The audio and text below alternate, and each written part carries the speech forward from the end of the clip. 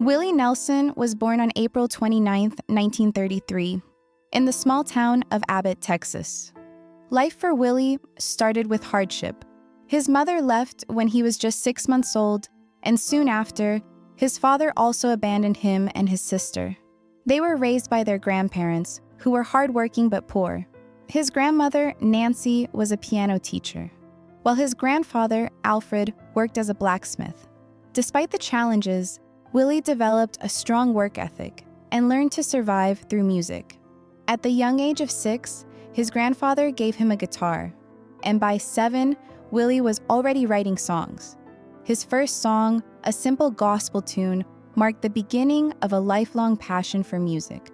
His childhood in a poverty-stricken Texas town shaped his future and imbued him with a resilience that would carry him through many hardships.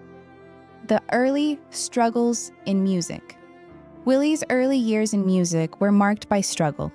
By the time he was 10, he was already performing in local bars to make money. His talent was undeniable, but his home life was far from ideal. His grandmother's strict religious beliefs conflicted with his own growing love for music, which she considered sinful. Willie secretly drank beer and smoked cigarettes while performing gospel songs in church. The contradictions between his public life and private rebellions shaped him into an independent, stubborn individual. At 17, he joined the U.S. Air Force, but a back injury cut his service short, forcing him to return home. He eventually took a job as a DJ and started recording his own songs, but success remained elusive. He was forced to sell his records personally, and even though he sold thousands, financial struggles continued. A turning point in Nashville. In the 1960s, after a series of failed attempts to make it in the music business, Willie moved to Nashville. It was a desperate time in his life. He was homeless and sleeping in his car, barely able to get by. But a chance encounter with Harlan Howard at Tootsie's Orchid Lounge helped him get his foot in the door. A small paycheck from Pamper Music helped keep him afloat. Willie went on to write Crazy for Patsy Cline, which became a huge hit. However, despite this success, Willie found himself feeling exploited by the Nashville music machine. He began to resent the commercialized nature of the industry and began to pull away from the mainstream. His rebellious spirit was already beginning to show, and it would define much of his career moving forward. Outlaw country and personal transformation. Willie's time in Austin in the early 1970s marked a turning point in both his music and personal life. In 1973, he recorded Shotgun Willie, an album that didn't find success on the national charts but became a huge hit in Austin. His raw, unpolished sound resonated with the hippie, counterculture crowd, and his brand of country music became part of the outlaw country movement. It was in Austin that Willie found the freedom to make music on his terms. The success of Shotgun Willie and the creative control it gave him allowed Willie to push boundaries. In 1975, he released Red-Headed Stranger, an album recorded for just $4,000 that went multi-platinum, proving that authenticity could succeed in a commercial world. His cover of Blue Eyes Crying in the Rain became a massive hit and marked his first Grammy win. Personal struggles and setbacks. Willie's success, however, came with a fair share of personal struggles. In 1977, he found himself arrested in the Bahamas for possession of marijuana, an incident that added to his outlaw image. Then, in 1981, a health scare involving a collapsed lung forced him to stop touring. Despite this, Willie refused to let his health issues or public controversies slow him down. His resilience became part of his legend. In the early 1990s, Willie faced a devastating personal loss. His son Billy died by suicide in 1991. This event, combined with his ongoing battles with the IRS over unpaid taxes, made for some of the darkest times in Willie's life. However, he continued to work through his pain and use music as an outlet. The Highwaymen and Rebirth. In the mid-1980s, Willie found a new path to success. when he joined forces with fellow country legends Johnny Cash, Waylon Jennings, and Kris Kristofferson to form the Highwaymen.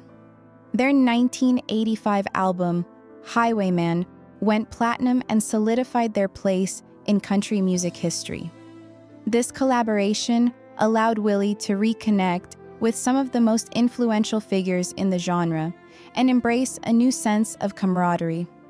However, life wasn't all smooth sailing for Willie. His financial struggles continued, and in 1990, he faced a financial disaster when the IRS demanded $32 million in back taxes. His ranch, studio, and gold records were seized. To pay off his debts, Willie released the IRS tapes, Who Will Buy My Memories, an album that helped raise money directly for the IRS. The album's release was a symbol of Willie's tenacity and an determination to face the challenges head-on. Continuing to break boundaries. Despite the setbacks, Willie never stopped making music. In 1998, he released Teatro, an album unlike anything he had made before. Recorded in an old movie theater in Oxnard, California, the album had a haunting, stripped-down sound that showed Willie's willingness to experiment and take risks with his music. His career was in full bloom as he reached a new generation of fans. He even ventured into a collaboration with Snoop Dogg in 2008, which blended country with hip-hop. The music video for My Medicine went viral, showing that Willie was still unpredictable, fearless, and willing to experiment. While some fans were shocked by this collaboration, it also marked a bold statement about Willie's ability to bridge different genres and stay true to his authentic self. A legacy of endurance and creativity. Willie Nelson's enduring legacy is a testament to his creativity, resilience, and unwavering authenticity. As of 2015, he had received the Gershwin Prize from the Library of Congress and continued to perform in front of sold-out crowds. He was 82 years old and still touring, defying expectations about aging and the limitations of a long career. Despite decades of challenges, both personal and professional, Willie remained a force in the music industry. In 2020, he won his 10th Grammy Award for Ride Me Back Home, cementing his place as one of the most decorated artists in history. His musical career, which began in the toughest of circumstances, has spanned over 6 decades, and his songs continue to resonate with fans around the world. The personal toll and advocacy through it all, Willie has been open about his struggles, both on and off the stage.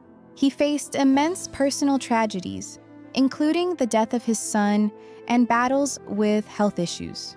Yet, he has remained a voice for the voiceless, especially when it comes to marijuana reform.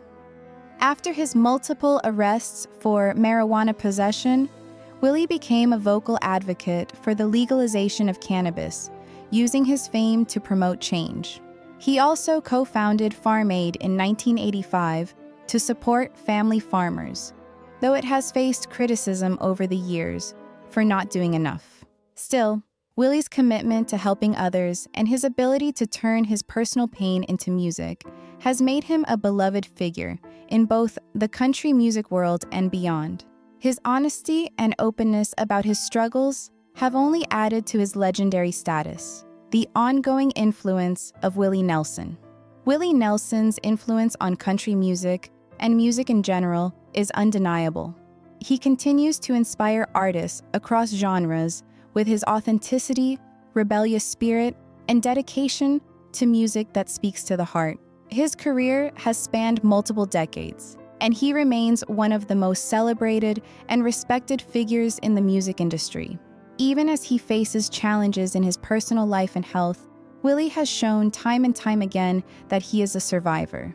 Through his music, his advocacy, and his undeniable legacy, Willie Nelson has proven that staying true to oneself is the most important thing. His journey is a testament to the power of resilience, creativity, and the healing nature of music.